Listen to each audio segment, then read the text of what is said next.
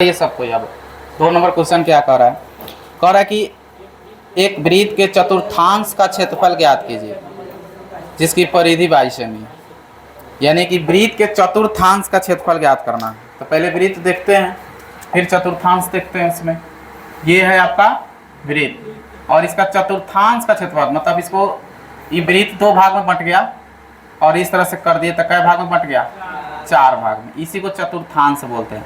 इसी चतुर्थांश में एगो के क्षेत्रफल मतलब कोई निकाल दीजिए। चतुर्थांश का मतलब मान लेते हैं इसको निकाल दीजिए आप, ये वाला देखते, ये वाला भाग निकाल दीजिए आप, तो यही चतुर्थांश का क्षेत्रफल है। तो अब इसमें रही बात कि त्रिज्या कितना होगा, थीटा कितना होगा, ये सब तो दिया नहीं है। त्रिज्या तो दिया होगा ना, परिधि दिया है, तो परिधि से त्रिज्या निकल जाएगा। और थीटा तो आप दिख रहा है इसमें। वृत्त के केंद्र पर कै डिग्री कोण बनता है पहले बताओ? 360 डिग्री बनता है। तो ये बराबर कै भाग में बटा हुआ है? तो 4 भाग में बटा है। तो 360 में 4 से भागा दीजिए ना, तो 90-90 सब नहीं हो जाएगा? सब कितना हो जाएगा? 90-90 हो जाएगा। यानी कि 4 समकोण बनता है। वृत्त के केंद्र पर कै गो समकोण? 4 समकोण बनता है। तो यहाँ पर 190 हो गया थीटा का मान। रही त्रिज्या का, तो त्रिज्या निकाल लेते हैं। उसके बाद त्रिज्या खंड का क्षेत्रफल निकाल दीजिए। एक और तरीका है बनाने का, वृत्त का क्षेत्रफल निकाल दीजिए, 4 से भागा दीजिए। चतुर्थांश है ना, वृत्त का 4 भाग है, तो वृत्त का क्षेत्रफल निकाल दीजिए, टोटल एरिया इसका। 4 भाग में से चतुर्थांश निकाले, 1 भाग का निकाला, 4 से भागा दीजिए, तब पर भी आंसर उतना ही आएगा। लेकिन यहाँ तो हम लोग त्रिज्या खंड का क्षेत्रफल पढ़ रहे हैं ना, तो त्रिज्या खंड में एक खंड का निकालना हो तो थीटा चाहिए, तो थीटा चाहिए तो निकल गया ना 90। अब क्या करेंगे, इसमें जो दिया है उसको लिखेंगे। क्या दिया है? तो दिया है आपको परिधि दिया है। यहाँ तक थीटा आप लिख ही सकते हैं कि कितना हो जाएगा? 90 डिग्री बता दिए हैं, इसमें कोई दिक्कत नहीं है। चतुर्थांश वृत्त का 4 भाग 4 समकोण, इस तरह से थीटा का मान 90 हो गया। अब क्या है ना कि इसमें परिधि दिया हुआ है। क्या दिया है? परिधि कितना? 22 सेमी। तब वृत्त का परिधि क्या होता है ये भी लिखाए होंगे, बताइए क्या होता है?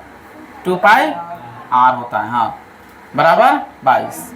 अब यहाँ से कटा दीजिए, 2 से कट गया 11, यानी r बराबर हो गया 11/π। यानी r का मान क्या आ गया? 11/π। अगर चाहते हैं कि पाई का मान रख के हम r का मान खाली निकाल सकते हैं।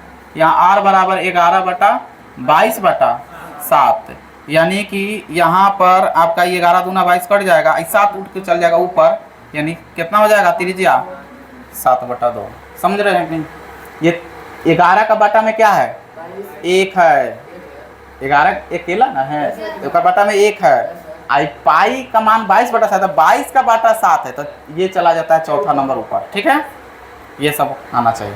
तो r का मान कितना हो गया? 7/2। थीटा का मान कितना हो गया? तो त्रिज्या खंड का क्षेत्रफल नहीं निकल जाएगा?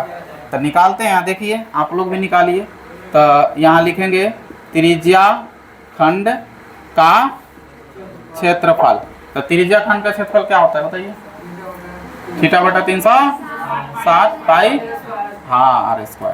थीटा का मान 90/360 और पाई का मान 22/7 गुने r का मान। तो देखिए r का मान अभी आया ना 7/2, तो लिख देंगे यहाँ 7/2 गुने 7/2। अब मारपीट करा दो, इसमें आंसर हो जाएगा। 0 से 0 कट जाएगा, 9 चौका 36। और कोई कटेगा? 7 से 7 कट जाएगा, 2 से 11 दूना 22, 11 सते 77, 4 दूना 8 सेंटीमीटर स्क्वायर। हो गया आंसर कंप्लीट। देखिए बहुत शानदार है ये। इस सब क्वेश्चन एग्जाम में आता है, ठीक है, और एग्जाम में आपको 2 नंबर एक सवाल आता है। ठीक है।